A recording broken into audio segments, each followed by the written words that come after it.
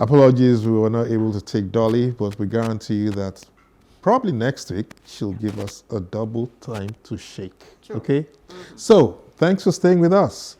Are you having any issues with your sight and maybe your eyes? This conversation must be for you. Joining us now is a dedicated clinician who is totally patient-centric, like they say, with many years of experience as an optometrist. Dr. Debbie Eddy excels in interactive cases, accommodative problems, contact lens care, and general ocular health. He is licensed by the Ophthalmologists and Dispensing Opticians Registration Board of Nigeria and a member of the Nigerian Optometric Association. Welcome to the program, Dr. Debbie Eddy of the Eagle Eye Care Center. It's good to have you on the show. Thank you, sir. Good. Hello there. Good morning. All right, so eye care, doctor, understanding and preventing glaucoma is our topic, and we are pleased that you're here to help us with information on how we can save the eye. All right, just take a bit deep breath. Yes. Deep one. The questions are coming. All right, John, you want to shoot? Yes, I mean, I just want you to give us a simple explanation of what glaucoma is and how it affects vision. Okay, basically, glaucoma is a disease that affects the nerves that are meant to transmit good impulses from the eyes to the brain. Simple. Stop. Wow. Okay. So what's the journey to having excellent sight to glaucoma? It first starts with high intraocular pressure. That's most of there are two types of glaucoma. There's an open angle glaucoma and there's closed angle glaucoma. Okay. All right. In both cases, the endpoint is if left untreated, blindness, irreversible blindness. Okay. For open angle glaucoma, there is basically little to no noticeable symptoms. You might not really feel what you feel if you couldn't read properly. You will not really feel anything serious. But for angle closure glaucoma, yes, you will feel some pain, some redness. You just have discomfort around the eyes for angle closure glaucoma. But for open angle glaucoma, there's really no noticeable symptoms per se. You may just think, because I cannot see with your eyes, you cannot see with my eyes, you may just think, oh well, that's everybody else sees. Except you have been to an eye clinic, you have checked your eyes before you will know. You may just shrug it off like that's. So there are no symptoms. That's what you're saying. For most of the time. Open angle glaucoma, 90-25% of the time there are no symptoms for open angle glaucoma, but for closed angle glaucoma, yes. Redness of the eyes. Yeah, redness of the eyes, pain. Some people may start to feel nauseous and all. So that's it. Okay. Okay. So I would like to ask, what are the primary risk factors, for developing glaucoma? And are there certain demographics or maybe populations more susceptible to this condition? Is it peculiar to a particular area or? Demographics that start from the Africans, Hispanics, usually we are prone to glaucoma. Then risk factors, if you have a family history of glaucoma, if there's a risk in the family, yes, you are prone to it. If you have a long-standing systemic disease that you have not checked, some people have diabetes, some HBP, high blood pressure, they leave it very untreated. They just leave it unchecked. If you have such systemic disease and some other systemic disease that you leave untreated, you leave unchecked, because the whole body is connected, there is bound to be a ripple effect somewhere. Okay. All right. Yes, I know the focus today is on glaucoma, but let me just take you back to general care for the eye, for the everyday person. What should we be concerned about, caring for the eye if we have not noticed any problem? Yes, you should. As you age, your body ages with you, so also your eyes. So you should check your eyes. As a layman, say every 8 months to a year, you should have your eyes checked. Really? Yeah, at most a year and a half. You shouldn't every 8 months to 1 year, 1 year and a half, have your eyes checked. Don't say because like I said earlier, you cannot see with my eyes, I cannot see with your eyes. So you don't know what I'm seeing, if it's the appropriate way of seeing, and I don't know if what you're seeing is the appropriate way to see. Yeah. So unless you get to an eye clinic and check your eyes, you really cannot tell I'm good or this is not so good. Okay. Okay, but you see, yes, sometimes you don't see it coming, right? But there has to be some warning signs.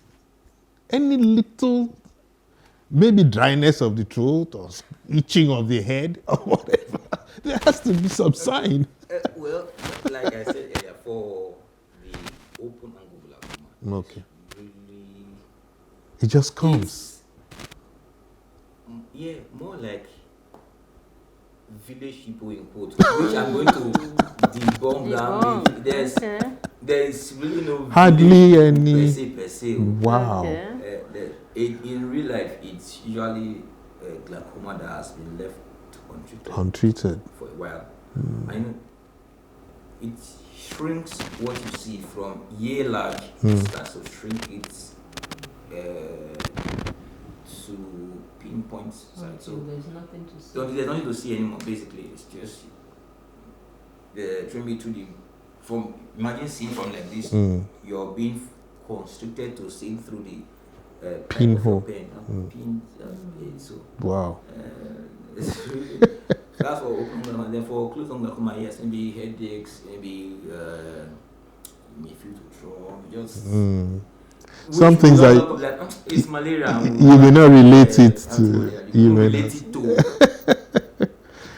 Okay, so So let's look at the available screening methods. What are they? Now you have said we should go check.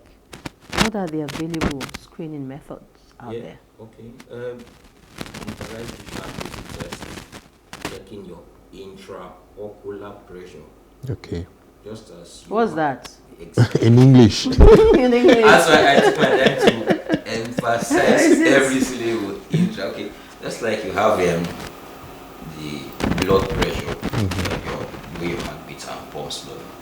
So you have the pressure in the eye that it maintains the whole structures in the eye. All right. The blood pressure test measures the pressure that is being exerted in the eye from the fluid in the eye. That's just Ocular.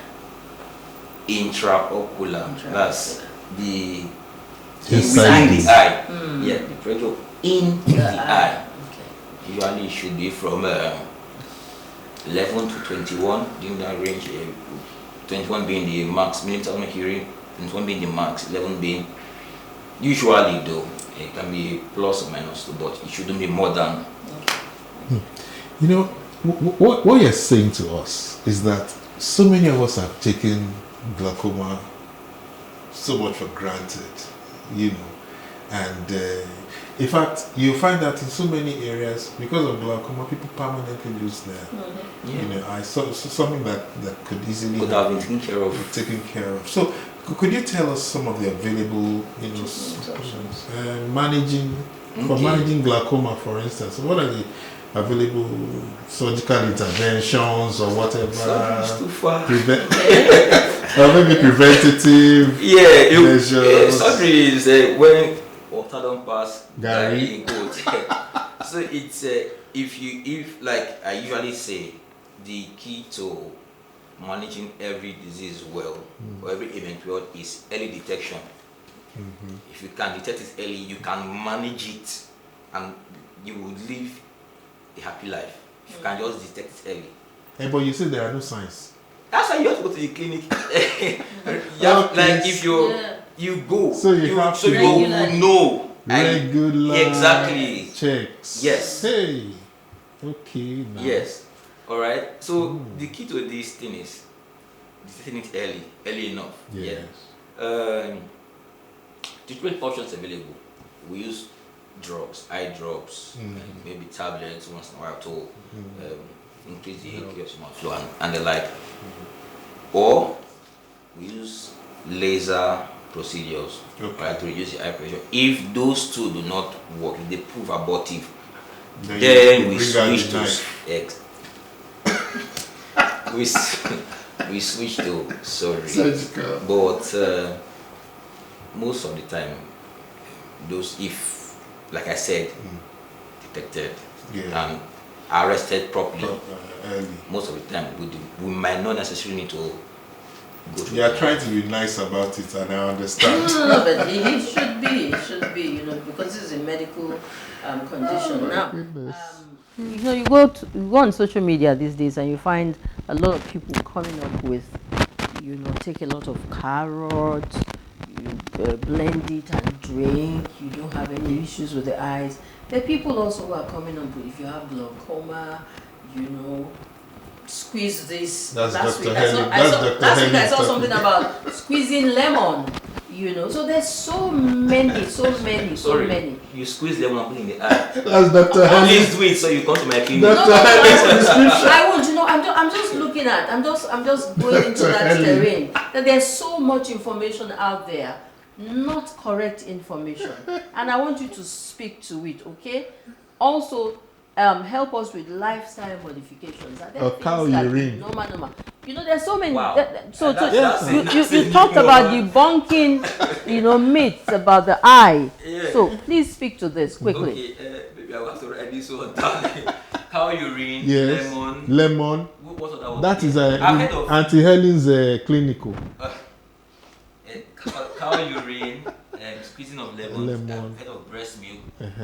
Breast milk. I've heard of elephant grass. And I've heard of bitter leaf. You just squeeze that. It's going on your eye. Some people actually do that.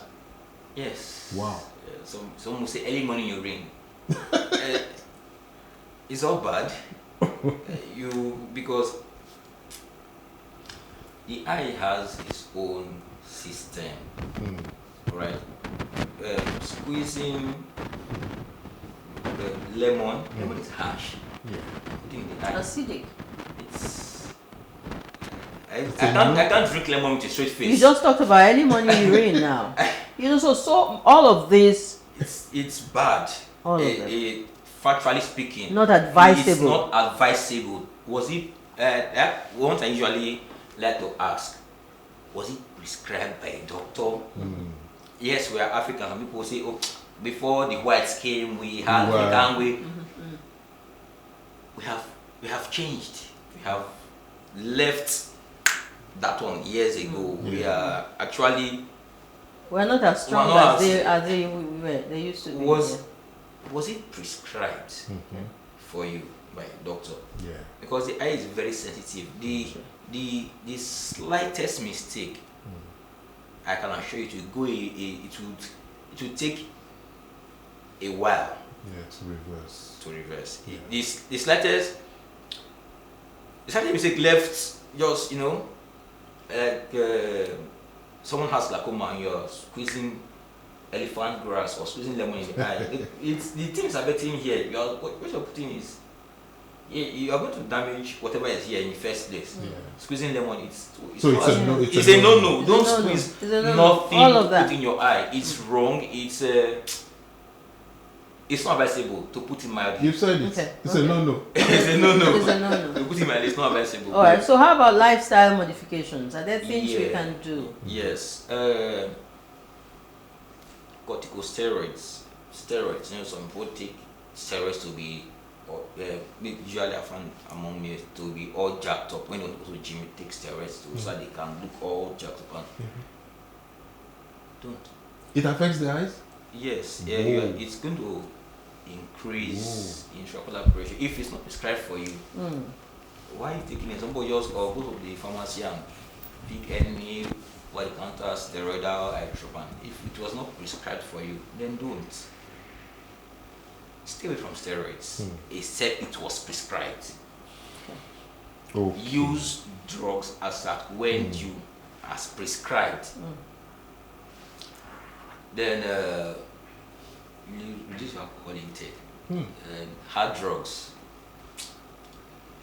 You should. That one, yes. That one is not even. Just Non-negotiable. let those ones go. Okay. Then exercise regularly. Ooh. Drink good water. Drink. Fish water is not Sufficient. Man, you not cover me on TV. That's not good. I can't say. fish water is not good. Drink good water and drink clean water. Okay, on a lighter note, just for 30 seconds, why is it that a lot of people in the medical field wear glasses? Doctors, opticians, ophthalmologists, glasses. Okay. My own lenses are photochromic anti-blue. Please speak English I'm coming to that. very quickly. That's The time is 15 going. seconds. now. Okay, so the lenses I use basically shield me from excess ultraviolet rays from my devices, phone, system, even from the sun. Awesome. Okay. So doctors tend to be on screen usually or trying to. So it's do more something. preventive, right?